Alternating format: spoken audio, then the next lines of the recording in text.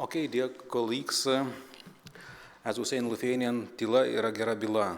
Silence is a good sign to continue our work, and I am delighted to announce the beginning of session 2 of today's presentations, and I am particularly delighted to welcome my colleagues from the Lithuanian Institute of History. They represent the archaeological front of our conference. And I think that with the exception of Professor Zuckerman and perhaps Ekaterina Mitsu, who have intimate knowledge of Greek manuscripts, I guess that nobody of us has such an intimate knowledge and familiarity with things Byzantine or things Ruthenian as those two scholars. The same applies also to Giedrė Mickūnaitė.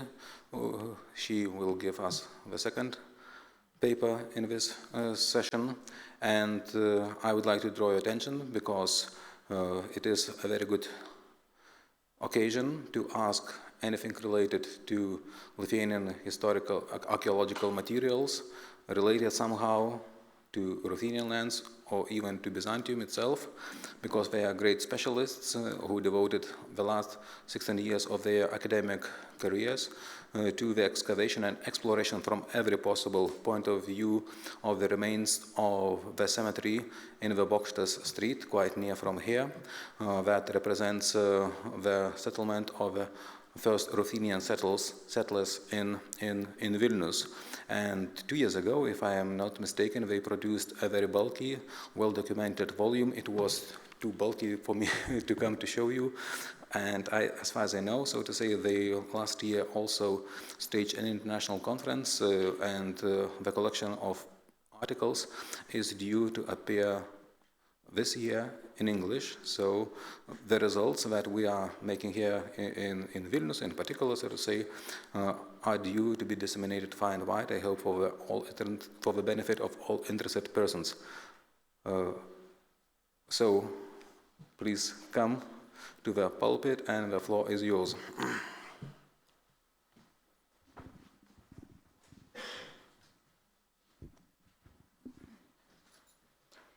Dear colleagues, we will present our topic together with Rytis, but I will begin. So first of all, I would like to thank Darius for inviting us to participate in this conference, because he inspired us to look more deeply into the traces of Byzantine influence in material culture. Today we will present the main results of our research, but as this is only our first attempt, so it will be more about introducing some hypotheses and also raising questions.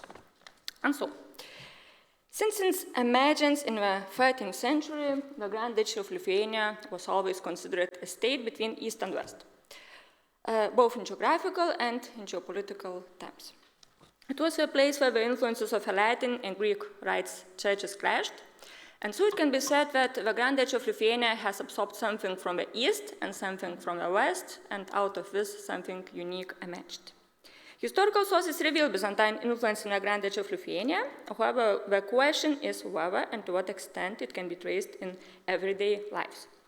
Because, unfortunately, but when we are talking about the 13th and 14th centuries, we are faced with the big problem. It was already mentioned yesterday, because we almost do not have written sources. Besides that sources, they mainly reflect the political situation, various religious events, but not the ordinary life of ordinary people. So archaeological material here becomes very valuable in the research of medieval daily life. And also the increase of archaeological investigation allows a revelation of the traces of Byzantine influence in material culture. After the restoration of independence of Lithuania in 1990, the focus was perhaps more on the influence of Catholic culture.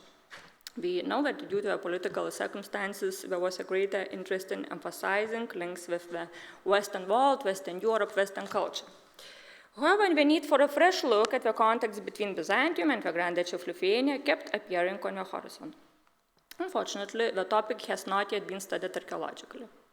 There are many speculations, assumptions, and hints, but it can be said that Lithuanian archaeologists still have not yet approached this topic, and it is still a white spot in our archaeology. Some of the artifacts are simply unidentified, or the origins are in doubt. So our apologies if we sometimes exaggerate in seeing Byzantine origin of one or another artifact. Historians trace Byzantine influence, especially during the reign of Lithuanian Grand Dukes Gediminas and later Algirdas, Vytautas, and after the official Catholic baptism of Lithuania, which took place in 1387. The earliest contacts recorded in written sources date back to the first half of the 14th century, and according to historians, it was Grand Duke Gediminas who first established contacts with Byzantium. However, these links were primarily in the area of ecclesiastical politics. But other forms of relations are not reflected in written, almost not reflected in written sources. Likewise, very little is known about the earliest period, about still pagan period when Vilnius started to develop as a city. And archaeology provides more evidence about the possible influences on the everyday life, and it also allows us to try to detect the very beginnings of the contacts between the Grand Duchy of Lithuania and Byzantium. But still the question remains to what extent these contacts took place. Here today, we will focus on possible traces of Byzantine influence, specifically in material culture, that is various findings, devotional items, jewelry, tableware, game pieces, and so on, and also the spread of production technologies. There are several locations in Vilnius where artifacts related to Byzantine culture can be expected to be found. First of all, that is, of course, the territory of the castles, that is the residence of the Grand Dukes, because we know that all innovations, luxury, and fashion concentrated here. And the second location is CIVITAS RUTHENICA, so-called CIVITAS RUTHENICA, or Rus town, Ruthenian town. That is an Orthodox suburb. It was located in the eastern part of the current old town of Vilnius. And also material from other contemporary sites in ethnic Lithuania will be included, in particular from Kernavė. That was another medieval Lithuanian city. So why do you think that medieval Vilnius could have finds related to Byzantium? Here we would like to highlight a few moments why it is possible to look for contacts, artifacts, influences. Firstly, we have to talk about a need, a demand, that is, about people who could afford luxury. We know that Vilnius was first mentioned in written sources only in 1323. However, archaeological evidences suggest that the city began to develop earlier, at least since the middle of the 13th century. And a growing city, the capital of the Grand Duchy of Lithuania, it offers, of course, opportunities and potential, and also people. As the city of Vilnius grew, the possibilities increased, including economic ones, to acquire and import luxury goods. So we have to talk about a demand and a client. And as Darius Baronas here accurately described, the market was shaped by the growing appetites of the Lithuanian elite. So although Byzantium itself was far away, we know that merchants have always been leading travelers and adventurers. So we had to respond to the new market even in a barbarian land. And besides, when talking about 13th and 14th centuries, the role of local merchants, pagan merchants, should also be considered. We know that geographical and strategic position of one or another city greatly extended its possibilities. And here, Duchesses, present-day Belarus, prosperity in the 12th and 13th centuries is often given as a very good example. Because due to its convenient location, geographical and strategic position, Duchesses flourished at that time. It was on a peripheral location on an important trade route, accessible by land and also by rivers. However, in Vilnius, the situation was somewhat difficult, more complicated, different. Because, as you can clearly see in the slide, the main trade routes did not pass through Lithuania itself. But we were close by, to the south and to the north. And here the rivers of Daugo and Nemunas played an important role, with some trade routes branching off and connecting with others. So as a result of trade, various goods could reach the Grand Duchy of Lithuania and, of course, its capital, Vilnius, from even the most distant regions. And as it is noted in historiography, confessional and ideological differences disappeared in trading. Next aspect is the links between the Grand Duchy of Lithuania and Byzantium through religion. We know that the expanding Grand Duchy of Lithuania incorporated the dioceses of Polotsk and Turów, so contacts were inevitable between the Grand Duchy of Lithuania, the Byzantine emperors, the religious leaders of Constantinople, and the Rus Orthodox Church. And the third moment is the direct approach to Byzantium in the 13th and 14th centuries. The expansion of the territory of the Grand Duchy of Lithuania towards the south and southeast included new Orthodox lands, which were literally closer to Byzantium and better connected to it by various trade routes. And it is also necessary to talk about the migration of people to the growing Vilnius, for one reason or another, peacefully or by force, and from both, from the east and from the west. One of the most likely destinations for the arrival of Orthodox Christians in Vilnius was the Ruthenian lands of the Grand Duchy of Lithuania, Halič-Volyne. And along with the newcomers, innovations, cultural influences, new production technologies, and of course, various goods could reach the city. We know that Kievan Rus itself was under constant Byzantine influence, both because of its geographical proximity and its religious closeness. So people coming from Kievan Rus could bring also those influences to Vilnius. For example, it is presumed in historiography that it was through Kievan Rus that Byzantine jewelry processing technologies spread to the Slavic lands, for example, Poland. Of course, we must also note here that the Byzantine Empire was a huge entity, and of course, now in our case, we probably have to speak more often about influences and products that came from the Byzantine provinces and borderland areas. But nevertheless, the historical situation and all context allow us to look for a Byzantine trace in Lithuanian archaeological material, both directly and through influences. The next question is, where exactly in Vilnius can we expect to find something related to Byzantium? We know that medieval Vilnius was home to several communities, because local pagans, as well as newcomers Christians, Catholics, and Orthodox lived here. So, as I already mentioned before, first and foremost, where we can expect to find something is the territory of the castles, because at least since the end of the 13th century, the Duke's Palace has definitely been a major attraction spot to merchants. It was exactly here, where all innovations were introduced and luxury concentrated. And this situation is confirmed also by numerous archaeological investigations, during which a wide variety of things was uncovered. And the second location is so-called CIVITAS RUTHENICA, Rus town. This part of the city was home to Orthodox, some of whom must have come from the Ruthenian lands of the Grand Duchy of Lithuania. CIVITAS RUTHENICA was first mentioned in written sources in 1383, but the suburb began to develop even earlier, at least from the beginning of the 14th century, and it is confirmed by archaeological material. The study of CIVITAS RUTHENICA is inseparable from that burial ground. This was mentioned here before.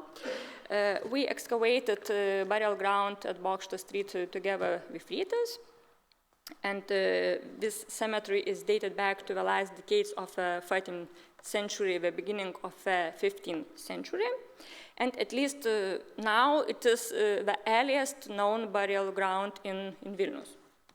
That is Information Cemetery. All of burial features corresponds to the classical Christian burial features. The cemetery was located in a central part of its CIVITAS RUTHENICA, and it was used by Orthodox community, that is ordinary townspeople. Besides, some of those buried here in this cemetery, they could be already here born descendants of immigrants, or maybe even some former pagans who adopted Christian Orthodox faith. During the long archaeological research here, we found 533 graves. 10% of them contained grave goods, mostly jewelry, and part of the jewelry was very well made, gilded, made of silver, gilded, and of high quality. And this full excavated burial ground gave us the opportunity to study various aspects of Orthodox daily life in pagan Vilnius. And to be honest, it was a material found at the cemetery that led us to get interested in Byzantium in the first place. And we hope you will visit that territory tomorrow on Bokšto Street because it is open for visitors. Of course, all the graves are already excavated, but there is a nice big yard, so maybe you can feel that aura. Yeah. And the third location is Germantown, so-called Germantown. That is an area inhabited by Catholic community, that is merchants and craftsmen in Middle Ages, at least from the last decades of the 14th century. Germantown is already linked to Latin civilization, but it should be remembered that the Western world also traded with Constantinople in the Middle Ages and acted as intermediaries in that trade.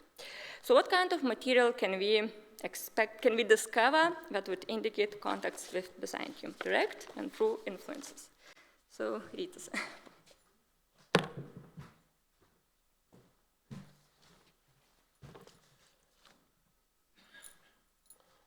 So, the first group of finds whose origin is unquestionable are Byzantine coins. But only 3 such coins are officially known in Lithuania. 2 were found in Jurgaičiai and Duchesses burial grounds, both copper folios. The archaeological context is not clear. They were found accidentally. Michael Bertas, who investigated these coins, speculated that they may have been placed as grave goods. The third coin, also a folio, was discovered last year in Vilnius on the outskirts of the city in the mixed layer dating from the 16th to the 18th centuries. Judging by the finds, the S was transported here from some large trading place, most likely the marketplace. Perhaps the Byzantine coin came this way along with other coins. There could be different routes for arrival of the coins. We can only assume that coins found in the burial ground on the western Lithuania came via Dnieper-Daugava, while one found in Vilnius may have come from Western Europe together with Western coin.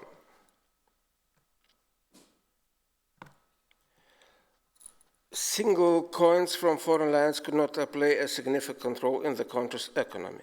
Byzantine coins are classified as random accidental finds. In Russia, for example, where 152 Byzantine coins have been discovered, it's argued that these coins did not play an active role in the country's economic life, but were rather associated with spread of Christianity. In Latvia, most of the Byzantine coins are from burial sites. A large number of them were used as pendants. It's likely that Byzantine coins functioned as jewelry or amulets in Baltic lands. But the coins found in Lithuania did not have holes for hanging. In neighboring countries, the number of Byzantine coins is higher, but still not dramatic. We can clearly see that Lithuania remains a wine spot with only 3 coins.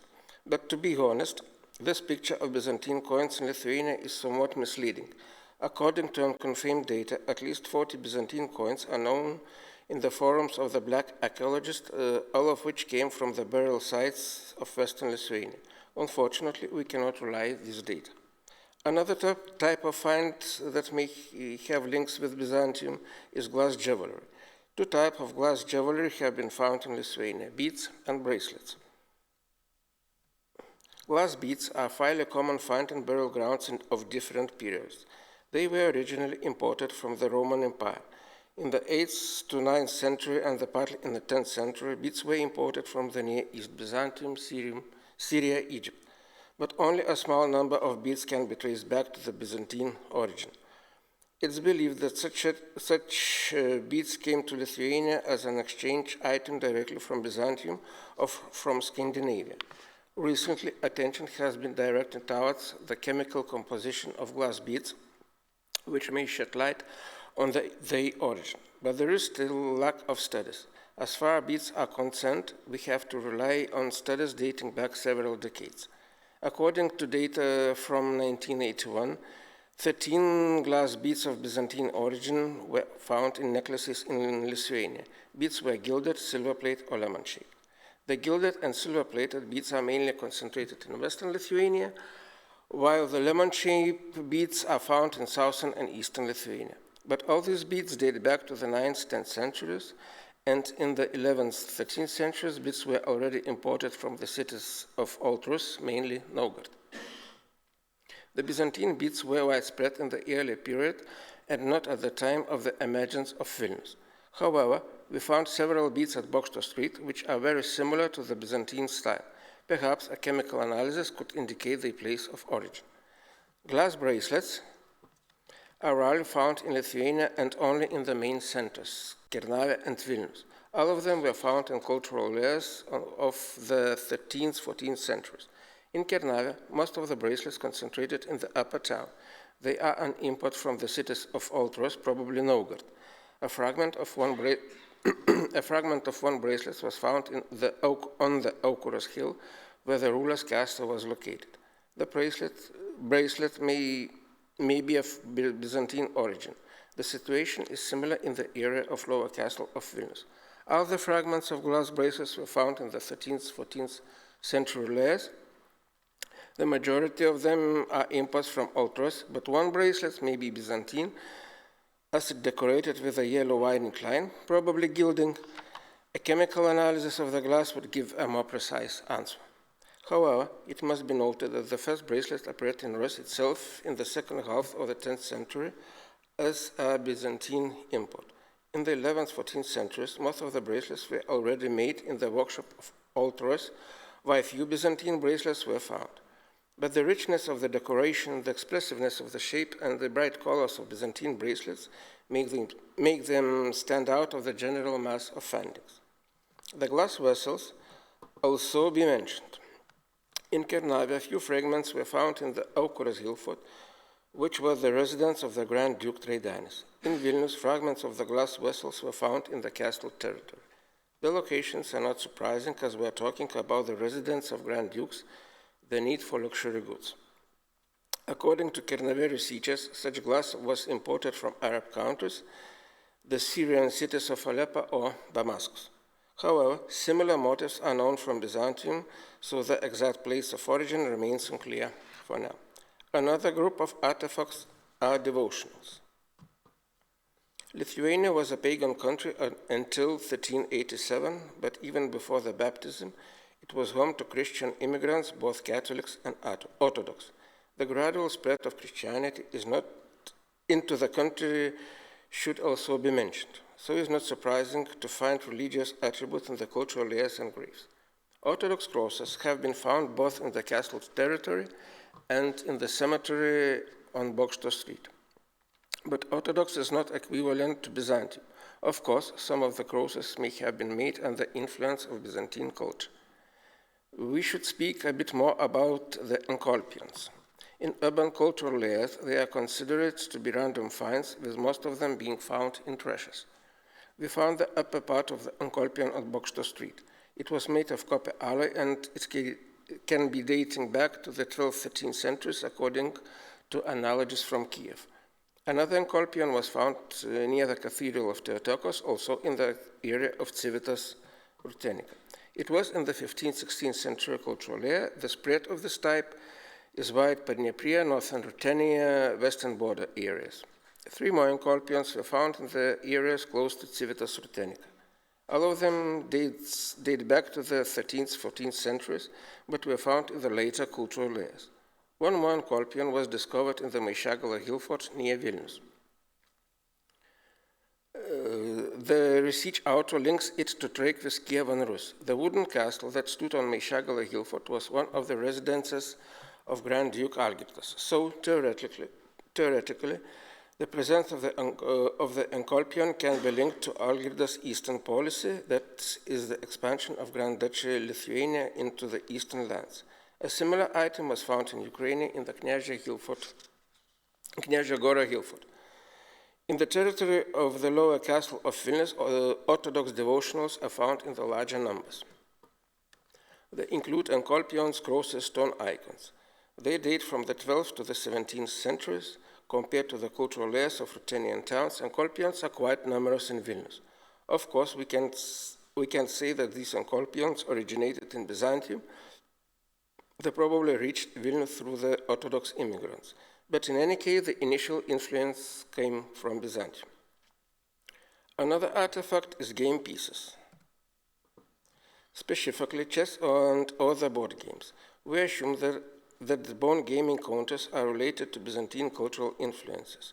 Prior to our investigation in the Bokšto Street Cemetery, only 2 such finds were known in Lithuania, one from the Ponegil fort and other was found in the yard of the current presidency in Vilnius. But the highest concentration of gaming counters was in the Bokšto Street territory. When we started to investigate these items, it became clear that the prototypes could be found in Byzantium. These examples are from 9th to 11th centuries. In our opinion, there are clear similarities in ornamentation. These counters could be used in the so-called mill game. Several fragments of a mill game board have been found in the castle's territory. The chess pieces should be also mentioned. Around 20 figures of so-called Oriental abstraction were found in the territory of Lower Castle of Vilnius. The question remains as to where they originated. Among the possible options, there is a Byzantine direction. As for influences, we should mention linguistic ones. Many ecclesiastical terms used in Lithuania have their origins in Old Slavic. This is because Lithuanians were exposed to the eastern wave of Christianity before the western. The Orthodox were close neighbors as subject of the Grand Dukes. Words such as Kūčios Christmas Eve and Kalėdos Christmas came us from the Slavs, which adopted terms from Byzantium. And it's not just ecclesiastical terms. For example, the Lithuanian word plyta, brick, may have also come to us through the Slavs who adopted it from Byzantium. That is the Greek word plintos. We can also add here that the reason to believe that wall paintings in the Byzantine tradition were familiar to the Grand Duchy of Lithuania.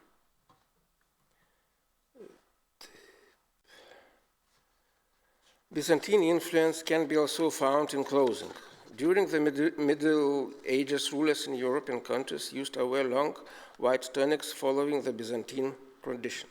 Velvet fabrics are known to have been imported from Middle East, Italy, and Byzantium in the 14th century. The influences of the latter can be seen even in ornamentation.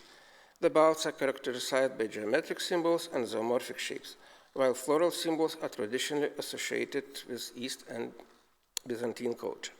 We would like to discuss one group of finds that we believe perfectly illustrated the spread of influences, that is, spread of fashion from Byzantium to Vilnius. These are headdresses, accessories, chaplets. In Lithuania, chaplets were found in both urban and periphery cemeteries and were most common in the 13th, 15th centuries. 21 chaplets were found in the cemetery in Bokšto Street. The chaplets are made of metal plates, silver, usually gilded, attached to a fabric or leather band. The plates are of various shapes: triangular, square, rectangular, pentangular, heraldically shaped. They have various ornaments: floral, geometric, heraldically. The plates are made using metal pressing technique, often surrounded by glass or bone beads. In the urban cemeteries, Bokšto Street and Kernavė, the majority of the plates are silver and gilded. On the periphery of Lithuania, most of the plates are made of brass or copper alloy, as if they were cheaper copies of Vilnius and Kernavė plates. The chaplets were also found in Ruthenian burial grounds already from the 10th century. The Byzantine influence can be traced in Ruthenian costumes of that time. This is undoubtedly linked to Christianization. It was the influence of Byzantine culture that led to the development and spread of the metal plastic pressing technique. It's more complex than forging or casting, but is more productive and can be used for the mass production. The prototypes of the chaplets found in Lithuania may be the diadems worn by old Ruthenian elite. This tradition originated in Byzantium and spreads to the cities of Old Rus. Similar head plates have been found in the Belarusian part of the upper reach of Nemunas River in Naugardukas and in the part of Yetvingian burial sites. The origin of the fashion lay in the jewelry-wearing tradition of the Kievan nobility. Chaplets, or rather diadems, were widespread among the elite, worn by both men and women. Such diadems required a very high level of craftsmanship and materials, which the average citizen could hardly afford. So the fashion of wearing diadems was a sign of the elite. Until the 13th century, the chaplet-wearing tradition was unknown in Lithuania. The tradition of wearing chaplets probably arrived in Lithuania territory from the lands Galicia and Volhynia together with the first Orthodox Christians. They boast not only the fashion but also the new metal pressing technique of making the plates. The fact that chaplets were also produced locally is shown by the casting mounds found in Vilnius. We can summarize the path of these artifacts to Lithuania.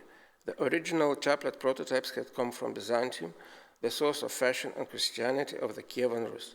The new producing technique first appeared in the Halych-Volhynia region in the 10th century. From here, the fashion of wearing chaplets made its way through Yatvingian land to the first two ethnic Lithuanian centers, Kernavė and Vilnius, spreading there all across ethnic Lithuanian territory. One more type of jewelry that should be mentioned here is hollow rings with glass stones. 22 such rings were found in Kernavė, and 5 rings were found in Bokšto Street. At first, it was believed that it was the local type unique to Lithuania. But such rings have also been found in the medieval burial ground in Olšėnai. In present-day Belarus, similar rings have also been found in the Gotland and in the Bulgar hill fort in Tatarstan, Russia. However, only in Lithuania they are found in such large quantities. One could joke that these rings have an aura of thousand luxury.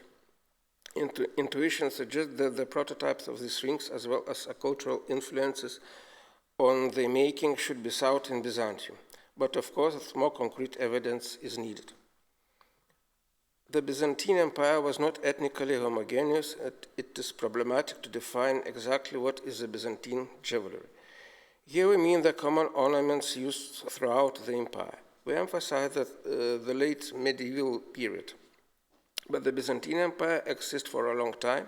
Before then, a large part of typical Byzantine jewelry is characteristic for earlier periods. And finally, we would like to show you one quite controversial finding. It is a lead tablet. It was found in the territory of a castle somewhere here, and it is dated back to the 14th century. And according to the most recent theory, the tablet could contain an inaccurately copied inscription in Greek, Algird to Vasileus, that is of King Algirdas. We know that a letter from Algirdas to the Patriarch of Constantinople is known. We heard a lot about that letter yesterday. And in his letter of 1370, Algirdas refers to his title as king. So the inscription on tablet is highly hypothetical, at least for now, but maybe you will have some information or some ideas about it. So, as our preliminary research reveals, there is not enough data to speak of direct relations between the Grand Duchy of Lithuania and Byzantium, at least while talking about material culture.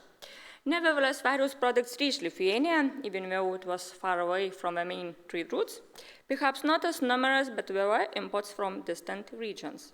The growing city of Vilnius had to become a center of attraction, and Byzantine goods could reach Vilnius through trade, first of all from Kievan Rus, as well as from Southern and Western Europe, because we know that Europe at that time was itself absorbing a lot from Byzantium, with Italian merchants playing a key role in trade, and Byzantium took over some elements from further east. So practically trade connected everyone. There is also evidence of cultural influences of fashion coming from Byzantium. Innovations reached Lithuania not only through trade routes, but also because of the emerging Orthodox community here in Vilnius. And we have to bear in mind not just the direct import of goods, but also the spread of influences. That means, for example, items made under the Byzantine influence, but already in Rus. And from there, we could also reach ethnic Lithuania. The emerging city of Vilnius attracted immigrants, and the expansion towards the east and southeast could have resulted in a relatively large number of Orthodox Christians who came first of all from the region of Halych-Volhynia. And along with the newcomers, cultural influences, production technologies, and goods spread in Vilnius. The receptive local community quickly adopted fashions, and local craftsmen developed a distinctive style. But nevertheless, at least some of the artifacts, especially jewelry, can be traced back to their Byzantine origins, although often with some local features. Unfortunately, it is often difficult, if not impossible at all, to identify the original place of production of one or another artifact. Because at most cases we can only assume that some type of ornament may be linked to Byzantium, but it could also have been made in Ruthenia or even in ethnic Lithuania itself. And this is evidenced, for example, by the casting molds, matrices found in Vilnius, in Castle's territory. We know that ornaments and motifs of Byzantine origin were copied all across the medieval Europe quite often. So even if it can be said to be an import, it is difficult to specify where it comes from: Byzantium, Far East, Italy, and so on. Another problem is the long use of the artifact. For example, as we mentioned before, sometimes Byzantine coins are found in later cultural eras. Coins are dated back to 9th, 10th, 11th centuries, but they are found in 16th century cultural eras and so on. Besides, luxury goods and especially devotional items may have been relics that were preserved for generations in a family, so chronology is also a problem here. This is why the Byzantine influence should not be overestimated. We lack many of the items that were popular, that were fashionable in Byzantium, especially that golden, massive jewelry. Besides, Byzantium produced a lot of fancy jewelry when the Grand Duchy of Lithuania did not even exist. Also, geographical distance was of course a big disadvantage. So it is more about indirect influences and their reflections. The contexts are basically only for a limited period of time, because the rising Grand Duchy of Lithuania encountered Byzantium at the decline of the latter. Nevertheless, it must be said that such a significant entity as the Byzantine Empire has not remained overlooked in Lithuania, although not directly, but at least the ripples, or the ripples of the ripples, reached us. So now we apologize for our quite raw presentation, because of course we understand that practically each group of findings requires its separate analysis. But at least now we have a lot of ideas for the future, and thank you for your attention.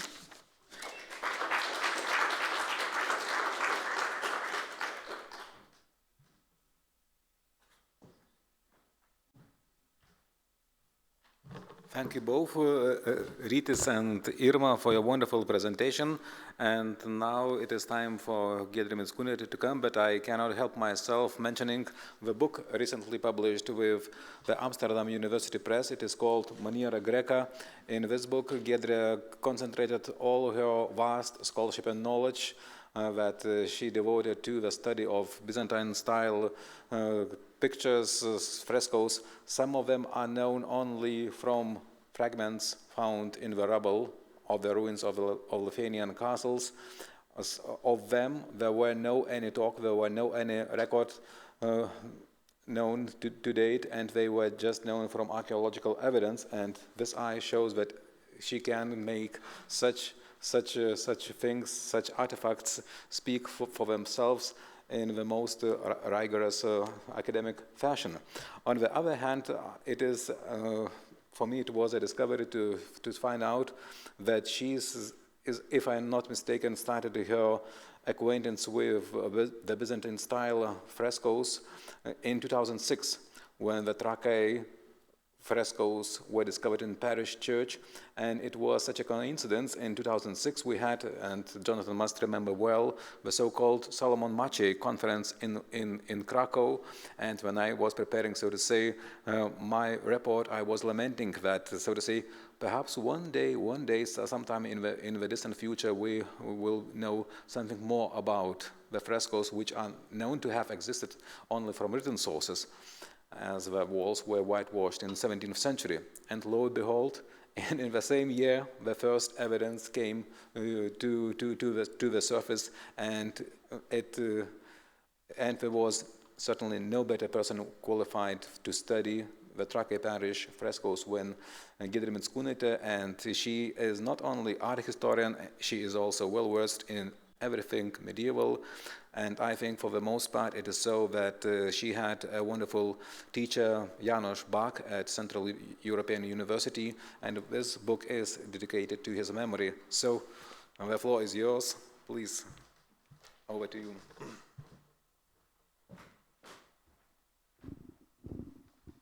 Thank you, Darius, for such generous words of praise. Indeed, it is a pleasure to give an outline. My book has more detailed descriptions, and now I am just rather offering a kind of a scenario of how it could happen. Indeed, and the eye, which is on the cover of the book and which is from the Kreva Castle, is here on the first slide. And for me, focusing on the wallpaper, on the wall paintings, is a chance to make the will and skill meet in one place. So basically, my dear colleagues thought of the items scattered, transported, produced, inherited. Whenever we are talking of wall paintings, we are sure that these items were, upon commissioner's will, produced by the master's skill in a clearly located place. And this is something that they were exactly made there. So, it is indeed, as Darius already said, until very recently, whenever we were talking about Byzantine wall paintings, or Ruthenian wall paintings, mostly we kind of called that it would be like Lithuanian preference of Władysław Jogaila, which he commissioned in Poland, and until the very end of the 20th century, there was practically no evidence from Lithuania proper, except from, of course, of the Orthodox lands. But, I mean, this is, the Orthodox churches are separate. So here I've made a kind of table of what is known, and in the parentheses there are the dates then something was found, not then executed. So then they were unearthed. So as you see, majority of these paintings were whitewashed, and although in Poland they were started to be opened in the 19th century, while in Lithuania just at the very, very end of the 20th century, and some of them are also underlined, and these underlinings indicate the circular environment which way they're found. So the ones we found in castles, and again we have a quite significant contrast here between Lithuania and Poland, where in Poland most of them are known and surviving in Catholic churches, while just this Jogaila's chamber is known from written records. In Lithuania, we have the ones, most of them are in castles and in residential quarters of the Lithuanian Grand Dukes. So when I put these locations of them on the map, they are clearly, I mean, these like thicker blue dots here, they are clearly related to Grand Ducal and royal power. Basically, today we can say that this paintings of Byzantine style was kind of a ruler's signage. I couldn't find anything beyond that. So, for example, like courtiers following or so. Of course, you can paint a wooden house in Byzantine paintings. There's no contradiction, and the wood perishes, but nothing beyond the Grand Ducal family that can be found. So, and the question is, how does it happen? For my major question, how does it happen that these paintings reached Lithuanian Grand Ducal court, and how it also got obsolete from there? What were the reasons? So I've made it in 3 sections. Basically, the chronology is here in the hundreds, more for aesthetic reasons rather than chronological precision. So 1400 would be something between 1370s and 1470s, but it's not. And I'll start with the castle. So Vilnius premises are surrounded basically by three major castles, Lyda, Krėva, and Medininkai. And two of them, it is Krėva and Medininkai, has finds of Byzantine wall paintings. The stories of the two castles are such that Krėva is, of course, very well known. It was the Treaty of Krėva was signed there, Kęstutis was incarcerated, and there is all this drama there around.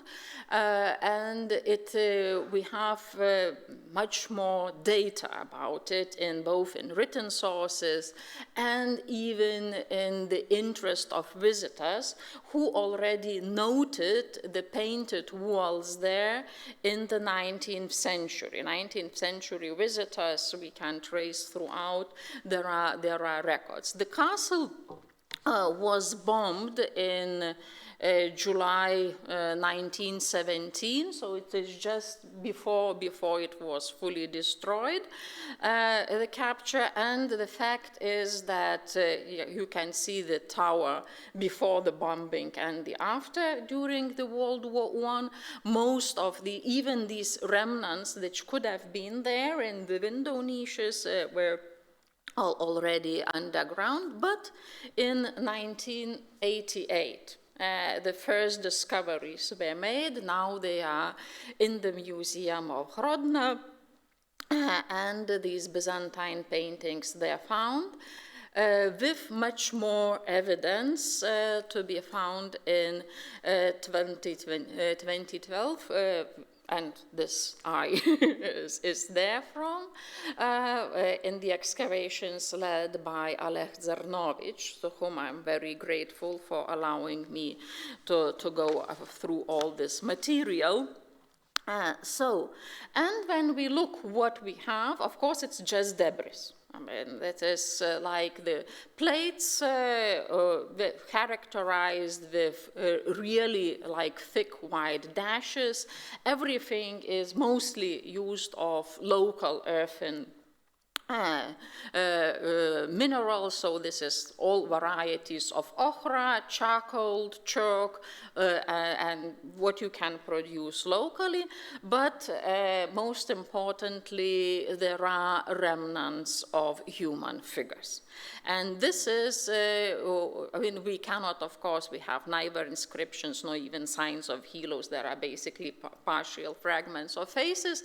The good thing is that we can more or less approximate this. If you already have an eye, you can approximate the size, because the Byzantine proportion system is very clear. And so basically the Krėva paintings, the figures must be up to 1.20 meters, something like that. And they have already position. So basically they are turned, they are not just unfast. If we can look. And this means that there is a potential of having some kind of a narrative scenes. Of course, there is could be a bright future should we scan every fragment in 3D and try to assemble where and what. But basically, even from what is known now, we can say that it both had like architectural framing, like vaulting ribs were framed, and something there, because whenever we have figure, there is on a flat, more or less flat surface it is. So basically on the walls, and our written sources mention also the walls painted there. Well, the story with Medininkai is much more obscure. The castle got abandoned in the early 16th century, stood in ruins, and the towers, the residential tower, collapsed much earlier. And in 1994, there were these findings excavated. So the state of preservation is not that good. I mean, most of them laid for centuries under the earth and lost their colors, but yet basically it is also very similar. So all of them are produced of earthen pigments, chalk, charcoal, nothing important, nothing from import, and nothing very special. And happy I was to also found fragments of, I do hope there is, well, for the face I'm sure, I mean, and are there a head with hairs? More likely it looks like, but, and for the, we cannot really 100% sure. Now then, we are starting to describe these basically white background, earthen pigments, the palette, kind of a simple ochre palette, charcoal for shadows, and thick white hatches. For an art historical ear, it even resembles the so-called school of Pskov. This is the most typical what every history of old Rus painting would describe. This is the school of Pskov, and well, Snetagorsk is perhaps the token of that style.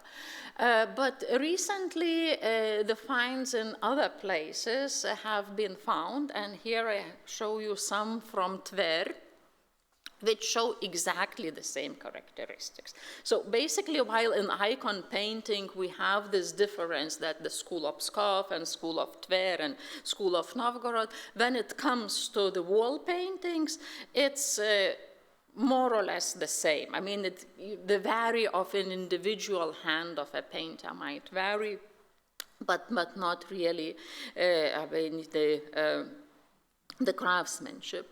And with these finds, we can basically say that in the entire northern region, I mean, of northern Rus, there was a widespread tendency of this wall painting made on local resources by local masters.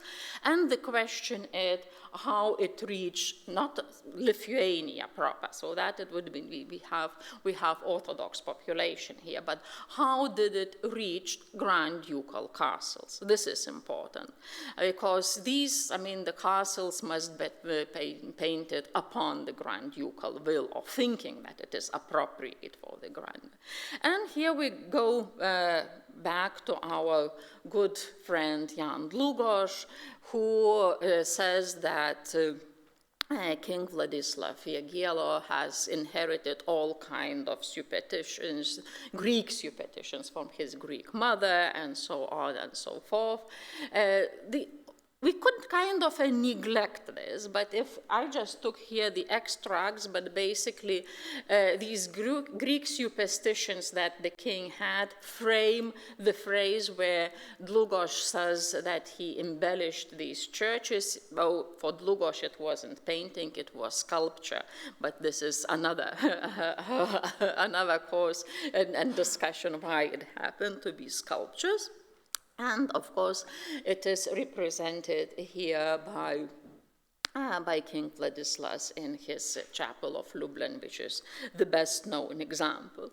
For us, it's also important that this preference, with the data we have now, that the preference for the Byzantine wall paintings continued even after Jogaila left for Poland and the Vilnius fragment was shown. We know the island castle of Trakai for its paintings. Still few shadows can be seen there on. And of course, the parish church of Trakai, where they were found in the very late 2006 and revealed for the decades. So here I can conclude that perhaps Dlugosz is right that the influence of Mother Uliana was indeed such that it was she the actor who upon whose will and preference these wall paintings entered the Grand Ducal Court, where made its visual surrounding. However, the interesting thing is that if we take this kind of a simplified understanding of Byzantine post-iconoclast painting, that the painting is to control imagination. So we could conclude that basically their imagination was controlled and was framed, in this type, yet it did not make to convert to orthodoxy, but rather to accept Catholicism. The preference for it remained within Grand Ducal and, royal signage, and the last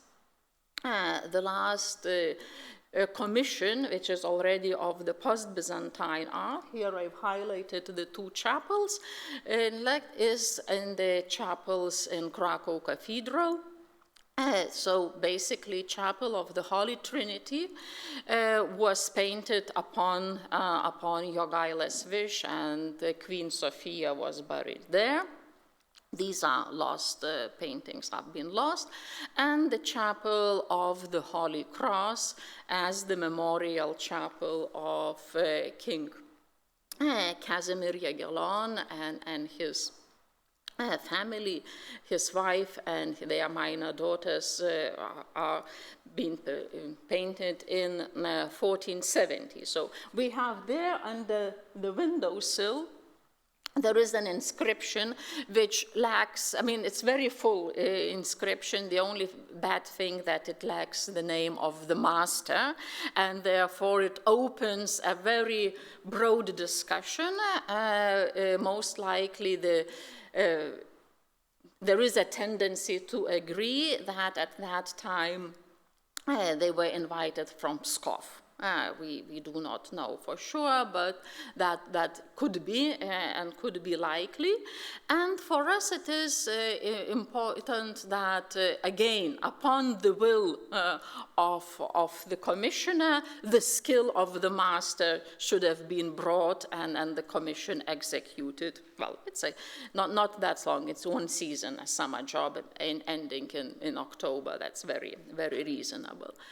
So the next thing, so we have that this becomes, and the Chapel of the Holy Cross we can consider as a kind of already manifestation of distinctive taste of the Jagiellonian house. They commission it and make manifest, there is a success, there are lots of offspring, the house is to be continued. But there is, the story goes that after nothing of that goes into the 16th century, and here are the reasons why. We know that already by the 15th century, if we can, this cultural transfer with the intermarriages and so become really, the well-provided soft power of communication. But, if we can retrospectively say that Uliana was the cultural transferer of the Byzantine painting to the Grand Ducal Court and subsequently to the Polish ruling house, then there is a question of why this preference expired. And here it is going to the issue of the cultural transfer. We of course know very well with all the Italian brides being sent all across Europe, and one of them, Zoya Palaiolog, enters in Moscow. Assumably, here she is. Here she is for sure already as a Muscovite spouse with the tableon. Came, got redressed, got again rebaptized and reigning in Muscovy, and it's her daughter Helena who is being married to Lithuanian Grand Duke Alexander in 1495. The agreement to marry it was, of course, both of the betrothal that Helena will remain Orthodox in her marital home. That was agreement signed, and it seems that it didn't scare the Lithuanian party that much. We have some Orthodox spouse, of course, Alexander's grandmother, Sophia, was Orthodox, but a convert. Here we have also Algirdas, but he kind of a soul without Juliana produces it. But nevertheless, I mean, it doesn't seem as agreeing it was taken by the Lithuanian party as such a big deal, I mean, and however, it was taken by the Muscovite party as such a big deal, and we do what we have. We know how Helena was provided. Before she's leaving Muscovy, I mean, she was, a list of her cultments was made. It is now, it's like 18 pages. In the 17, there are 2 copies of it, thanks to Russell Martin, who examined them. And we can rely both on evidence and on his examination. So she was equipped with everything Muscovite, including even the groom's costume for Alexander. So basically the idea was that she comes, Alexander redresses and celebrates the marriage as a Muscovite groom and so on. As they approached Vilnius, all these expectations were kind of became more and more shadowy. And finally, just to make this very long story of this biconfessional wedding ceremony, which was biconfessional with certain parts of Orthodox rite performed for Helena alone, and then basically biconfessional marriage.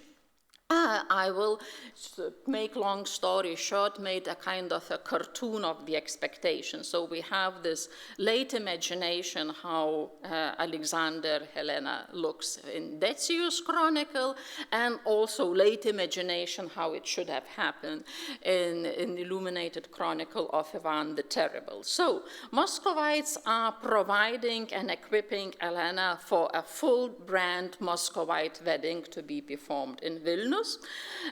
Whenever it comes, I mean, Lithuanian side does accept all the gifts, but just even not display them as the Muscovite retinue notes. I mean, they say thank you, put them aside, and that's it. And the wedding is being performed at Alexander and his family and Lithuania, and of course Vilnius doesn't look as much as the Ruthenian city the Muscovites imagine. Finally, then the entire entourage leaves. When we already the wedding is performed in February. In May, we receive letters from Ivan III, that why do you make my daughter redress? So basically they not made her to wear like dress according local fashions, and it mostly is true because expenditure on ribbons for the Grand Duchess Helena in Alexander's book's testimony is that there is of concern of the outfit of the Grand Duchess. So finally it is the Lithuanian policy is such that she must be kind of her Muscovite looks should be disguised. Her orthodoxy is left as a private matter, and she could reign in Lithuania, having quite good economic position. That doesn't matter. So when the exactly problems start, then Alexander is elected king of Poland. John Albert dies, and then, so basically he is crowned without his wife. The wife comes quite two months later in Krakow, and here my cartoons following, I'm just assembling the most, like the chronology, the dynamics, how she's in Poland. She's immediately styled schismatic queen, I mean, in all narratives. And basically there is this thought, okay, under this appearance of a nice local lady, well-dressed and so on, there is still inside her, this is the treacherous Muscovite sitting and very dangerous. And there are, of course, with the marriage, with the coronation of Alexander, there are rumors. The papacy got involved, everyone, there are in Rome and so on, and even they say, okay, finally there is no offspring, because how, from such a heterodox marriage, it would be illegitimate, and so on and so forth. And at least, I mean, in 1506, Alexander dies. I couldn't find any testimony that Helena attends his funerals. Most likely not. Most likely because she is somewhere. On the other hand, when we will look Muscovite sources and the letters, there is no such much dynamic of it, there is no intensifying, but there is constant repetition.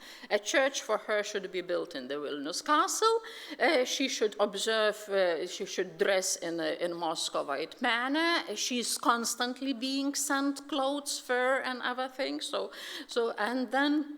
and she shouldn't involve in politics.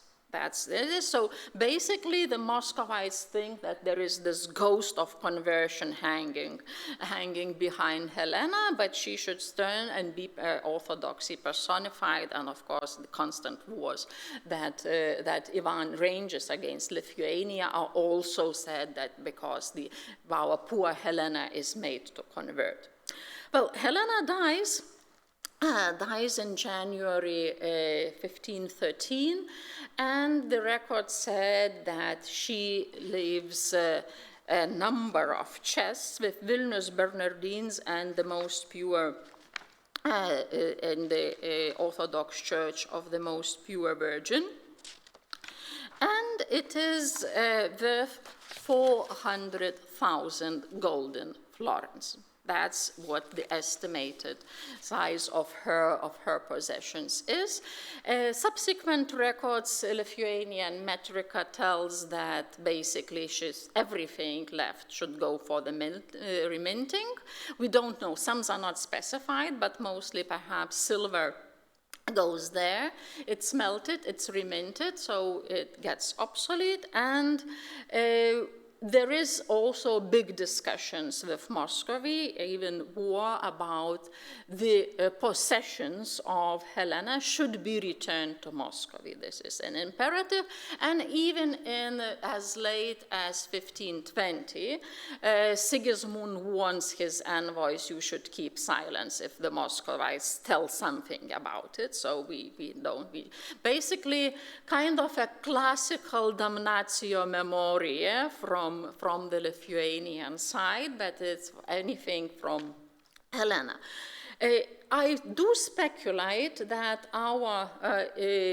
in the list of the Vilnius Cathedral, the old altar cloth with Ruthenian figures and Bonas blazon is kind of a remnant of the Helena, but countersigned. So basically, it would hardly be the situation that Bona would order a Ruthenian cloth to be given for the Vilnius Roman Catholic Cathedral, but that something which remained in Helena's possession could be countersigned, her emblazoned, put there, and sent to the cathedral, not to bother.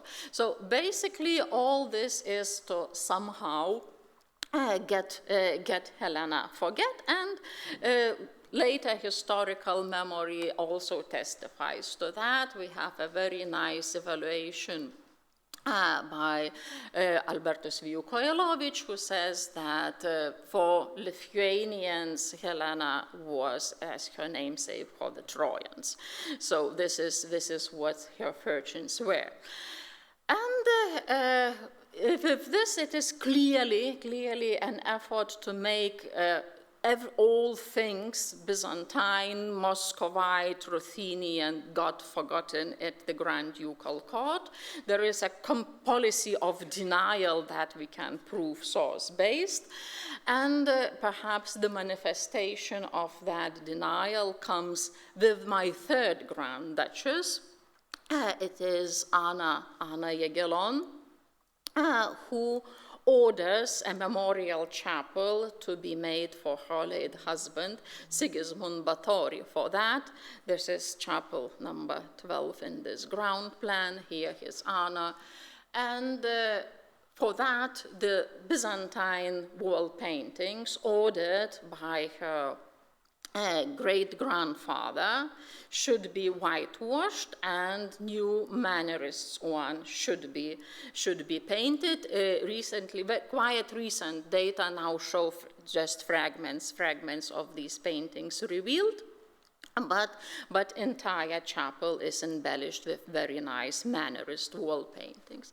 So, I mean, this is the end of all the preferences Byzantine at the Grand Ducal and Royal Court of Poland. But we do have some escapees. And these escapees are, of course, the ones who are beyond the will of Grand Duchesses and Queens, and this is, of course, just the Queen of Heaven. Already the same Albertus Kojalovich writes about the icon that was Helena has brought from her with Muscovy, and it was in Vilnius Church of Holy Trinity, and even there were, Muscovites asked to exchange it for Lithuanian noble captives, but they refused. Luckily, we have not an icon, but we have its drawing of that icon, and we can compare it to the so-called large icon, which is listed in Helena's recruitment list. Moreover, relying just on the drawing, we can say that certain features, and it's not only, but it's in the inventory, that it is not uncut gems. It has the very old setting of uncut gems. It is also could be dated, basically, on the circumstantial evidence to 1500. So, could be. I can't say that for sure, but basically the tradition might be true that this large icon is exactly the one which Helena, because we know that it was a Giedrė that she borrowed for her nuptial chamber, and here the tradition continues. There were just 2 icons of the Virgin in her recruitment list, and 2 icons of the Virgin survive in relation with her. The other one is the so-called small icon, very small. It's survived, well, it was in the monastic church of the Assumption of the Virgin in Suprești, and known for us from photographs only. So as to the sizes, what it is, big and small, I've converted them to more or less numerical, approximated in numerical system.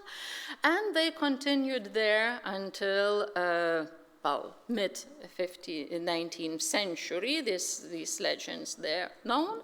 The only thing that when we talk about the Vilnius icon, it was really repainted and renovated in later on. The lithograph already from 1874 shows us that it was turned into acquired much more Muscovite looks. After this renovation, the setting was replaced and so on.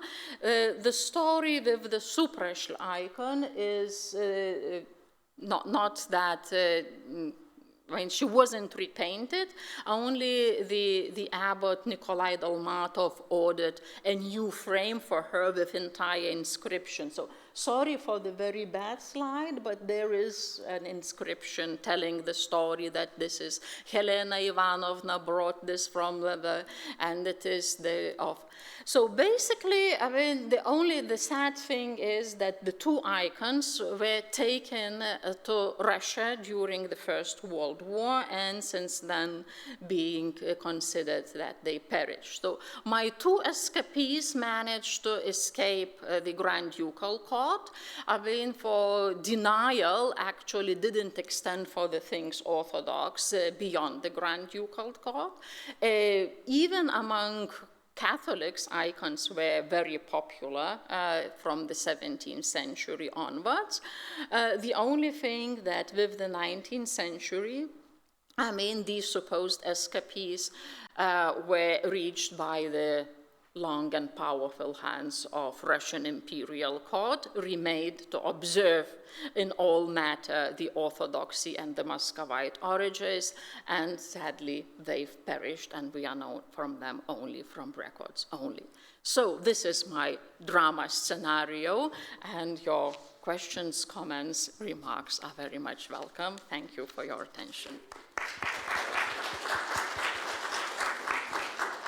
So thank you very much for your wonderful presentation, and now it's time for questions to be put to our speakers of this session. So are there any questions, please?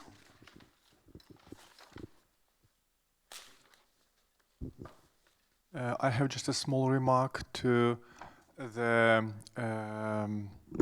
project concerning the marriage of Helena and Prince Duke Alexander. There was the third way, not only the rebaptism in Latin Rite or rejection, there was the third way, the union with Rome, and that's why there was a special embassy and word to Rome in 1501, but this project didn't succeed, so that was the big problem, which had the following events you mentioned. Yes, indeed, you're absolutely right. Basically, then the discussion reaches Rome. They say, "But we have a union. Why? What's the problem? Why shouldn't this lady accept the union and everything would be fine?" I've just kind of put it in parentheses because it has no results on material things. So that it is. But yes, of course, for the papacy, they said immediately, you should adopt the union and everything is fine. But it didn't happen. Thank you. First, I would like to thank Giedrė Mickūnaitė for her really impressive and persuasive, I would say, talk. But I have minor questions to Rytis and Irma, if I may, and there will be three, but they're really short. So first, at the beginning of your talk, you mentioned that although we have this official, like the first mentioning of Vilna dating back to 1323, it can be dated back to the 13th century, but then there were materials that were dated back from the 11th, 12th centuries. And as far as I know, there were studies based on the previous excavations from the 80s, namely by Jonaitis and the Duchesses and others, who considered the foundation of Vilnius to happen somewhere factually in the 11th, 12th centuries. So what is the actual state of affairs? I mean, I'm not an archaeologist, but I'm just curious. So how is it stated nowadays? There are a lot of legends, first of all. And as archaeologists, we can talk only about middle of the 13th century or second half of the 13th century, because we're talking about Vilnius as a city. We know that there are some Stone Age findings in Vilnius, but in the territory of Vilnius. But of course, that does not show that Vilnius was a city at that time, or Vilnius was a city at 10 or 9 or 11th century. So we think that the most logical date is from the middle of the 13th century. And we know that some wooden buildings are dated by radiocarbon, by C14, and is dated back to the second half of the 13th century. So Thank you. We rely on this data. Thank you a lot. And two more minor questions, I'm sorry. You have mentioned, or you have demonstrated the spread of Byzantium coins in the neighboring lands, and they were included the lands of Belarus, right? So, and have you taken into account the recent, if I'm not mistaken, last year, there was a discovery in Polotsk, they found on the territory of the stadium treasure. So was it calculated? Was it No, that was data from 2016, so recent data are not included there. So. Okay, but I mean, you know about that, and yeah. Unfortunately, we don't. But now we know. Okay, Thank you.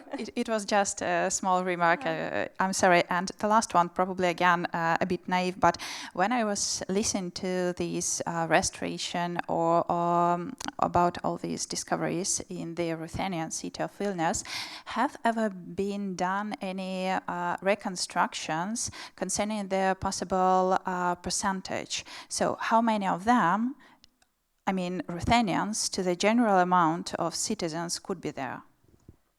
Unfortunately, we have no such data because the problem is that pagan Lithuanians practiced cremation.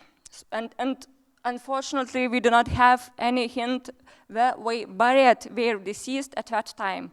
We have only that burial ground where Orthodox people buried their dead.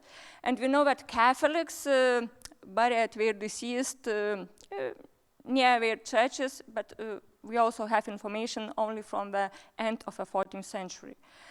But ironically, there is no data about pagans in pagan Vilnius. So because graveyards, cemeteries are the best findings for archaeologists, but we have no cemetery from pagans, of pagans. So there are no statistics, no numbers. I know that there is a question from a guest participating in our conference online. So he or she has already raised her or his hand, so to say. We would like to try to connect to the world, to the virtual world from outside, so to say. Let's try to see what a surprise is in store for us.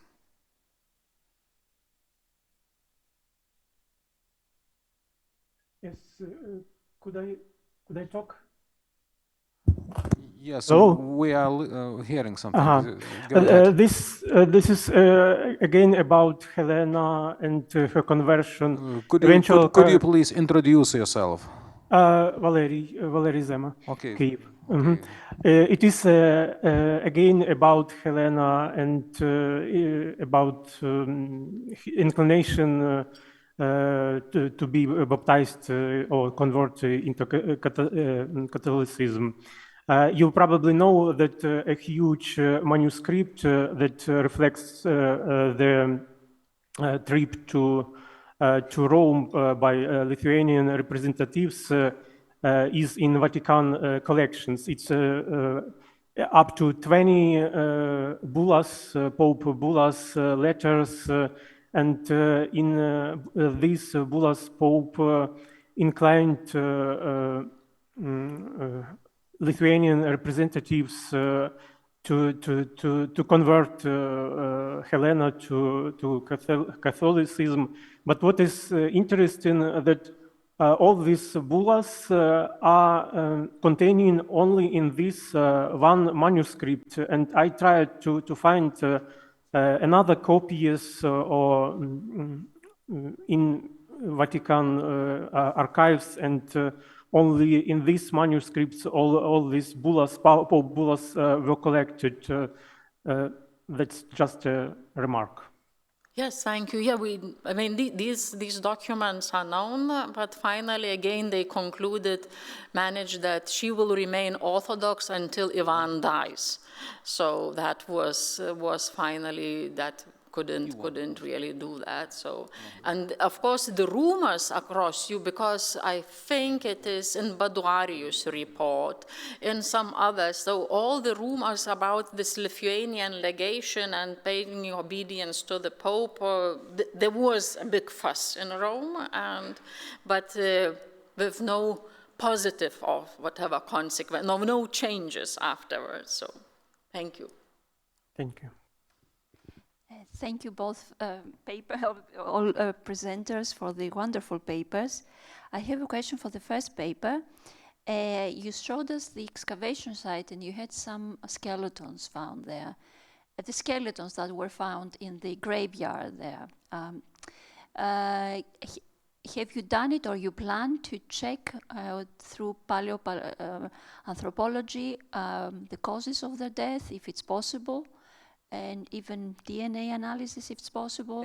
Not DNA, but now we are having a project funded by Research Council of Lithuania, and we are doing research of stable isotopes, that is nutrition, and we also have about 45 dates of C14. DNA, it's the price. Yeah, it's so expensive, at least for now, but maybe later we will do something. But of course, all the material is now at the University of Vilnius, and anthropologists are constantly working with that material. All pathologies, injuries, everything is already done, and it is already published in our book. And the age of the people, can you give us an approximate, I mean, are all adults? All group of ages, from infants to 50 plus. So it's an ordinary community, men to women 1-to-1, and children or underage account for about 30% of all burials. So it's quite ordinary for that period of time for ordinary citizens. Wonderful material, thank you so much. Thank you for both presenters. My first question to Giedrė. So you mentioned in your paper the list of belongings which Elena brought with her. So are there some things manufactured in the Middle East of Oriental origin? For instance, I know that in 16th century carpet was used in a wedding ceremony, and both bride and bridegroom, they must stay on carpet. So, for instance, are there carpets mentioned in this list? And my second question to Irma and Rytis, so just because of my ignorance in Lithuanian archaeology. So most of these findings you show, they are belongings of townspeople of Vilnius. So in case of Lithuanian aristocrats, I mean of pagan, heathen aristocrats, did you or your colleagues or predecessors find some textiles or remnants of textiles? Thank you.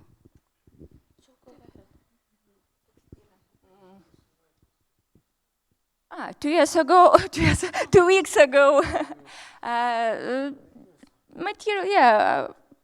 Textile was found in burial ground close to Vilnius, Verkiai, current Vilnius territory, but only fragments of some headdress, accessories, or something so on, and also bags, leather bags. But sadly, for example, when you're talking about Bokšto Street, the sterile soil is sand, and textile does not preserve in that in sand. So as for Helena's stuff, yes, there were carpets. I think 2 listed, and there is a lot of textiles. Some of it is there are Oriental silks. And pearls and precious stones. So basically it was not only that she brought the garments, but she brought the materials to continue here to sew the garments, and some of them even indicating where from they come. So this is, textiles really make, I guess, the majority of all the goods she was bringing. Okay, please, I have a specific question for our two archaeologists and then a much more general one for Giedrė. Archaeologists, please, Irma, Jonaitis. I was very, very interested to hear about these chaplets you find, if I hear correctly, in Galich and Volyn, particularly examples of chaplets. Did I hear correctly that some had enamels on them, or was I just imagining and wanting to hear that? And what I'm getting at here is that the design, to my untrained eye, did look rather like some of the diadems and circlets that have been found in luxury quality at places like Preslav in Bulgaria, which have been interpreted, well, are certainly, in fact, imperial Byzantine manufacture. So my question is, for you, are any of your chaplets of very high quality? And what I'm tempted, I mean, before you answer, because I fear you're going to say no, is what I suspect is the possibility that one or two very top quality circlets were sent by the imperial court to princes of Galich and maybe Volyn in the 12th, 13th century, and then these were imitated, and you know what you're finding may not be quite so beautiful, so to speak, but it could be a spin-off, a repercussion of an imperial gift. What would you say to that? And above all, am I imagining it that you mentioned the word enamel, enameled panels, plaques for Irma and? If I correctly understood the question, you are asking about the ornamentation of. Well, both the shape of the circlet, the chaplets, and the ornamentation. Yeah, they are quite simple, but various forms, and some of them are lily-shaped, as you can see. Yeah.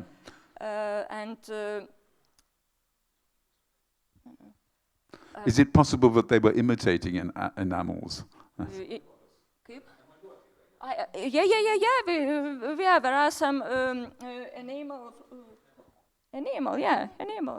There are some examples with enamel. Oh, well, better still. Well, you've made my day, so thank you for that. Sorry, I didn't understand your questions. No, it's very, okay. No, that's wonderful. And just a very general one for Giedrė, which is, I'm just curious that there is such a sort of black and white situation with Helena and Alexander, where clearly she is seen as pollution. Really, she is seen as impure, and they are trying to, suppress the signs of Muscovite. Do you think this is principally political, just the fear of Muscovite expansion? Because Ivan III was very ambitious, and she was presumably seen as a kind of Muscovite mole, so to speak, an infiltration, or do you think it is a broader cultural reaction by 1500 after the Council of Florence and the schism of the Church becoming sharper? And just any thoughts of that, wearing your hat as a historian, really? I would say that generally it's actually the border between Orthodoxy and Catholicism in the Grand Duchy was much more porous. And it's both, and biconfessional marriage at the lower strata of society were really rather numerous. Among the nobility and so on. I guess this black and white thing is indeed made by the records, because it's this projection. If we would look into the minor details, we can find that, say, Helena is also socializing. There is a record that she makes pilgrimage to Częstochowa and prays there for the lady. So basically, I guess, and in practice, there was also this more porous, but whenever you have to present, and now I'm guessing, this Habsburg envoy on the road to Moscow, Zygmunt Žoltanigas, yeah. So yeah, and he is instructed by the Lithuanians already being in Minsk, so that he should tell at Muscovite court how he witnessed Helena going with her ladies to the Orthodox Church, and how she was, and he was never seen such a procession and such ringing on the bells and so on and so on. So this diplomatic is really that she's basically, so, and normally what we can find, basically, even if letters are written and spoken in her name, but we do not know how active she was. So this is, I mean, lack of insight. So in Book of Accounts, there is expenditure, there is she's going here. So I think it is, what is represented is much more contrasted what was exactly enacted in here at court and later on. Oh, that's very helpful, yes. Well, thank you for all three of you, in fact, for very good presentations. Thank you. Are there any more questions? So if not, I would like to say a few words regarding the question put by Janina about the Vilnius population size. I guess it is a pure guesswork, but in broad brush delineation, I would like to say that in my estimation, it could be some from 1,000 to 2,000 townspeople living in Vilnius, and plus the courtyard of the Grand Duke, that the court was moving. It was not settled to be stable in one place in the Grand Ducal encampment and so on. And we simply have to remember the Russian chronicles, because on the conversion of Lithuania, there was said that half of Vilnius was converted to Latin faith. So to say, you can deduce that half of that Vilnius was Orthodox, but you have not, but you do not see in this picture those Catholics that were of German origin. So I guess in broad brush that Catholics would have made then, after the conversion of pagan Lithuanians plus German Catholics plus immigrants from Poland, perhaps they 2/3 occupied, and 1/3, I think it would be a fair estimate that 1/3 of Vilnius town people was made up by Ruthenian Orthodox population. And I would like to say, with regard to what in her final sentences was Giedrė Mickūnaitė speaking about those icons that are perished, but I would like to believe in miracles. Miracles sometimes do happen, and I remember that many years ago I was talking to some Orthodox priests, asking them if there is any possibility to find out if they were brought to Moscow, but we have no positive evidence that they perished, so to say. They were not known, their whereabouts are unknown. And one Orthodox priest just me, they don't care about your Lithuanian icon because they have plenty of them in Moscow, so to say. There is a possibility still that in some stack or somewhere, sometime these two icons must come to surface again. So thank you for your participation, especially for applause. Let's give them applause, ovations for their participation. And now we have a lunch break, and our speakers are invited to go for lunch, and other people are invited to come back after their lunch somewhere in the old town. There are plenty of options available, and let's come at 2 p.m. if I'm correct, and we will continue our session. Thank you so much, and bye for the moment.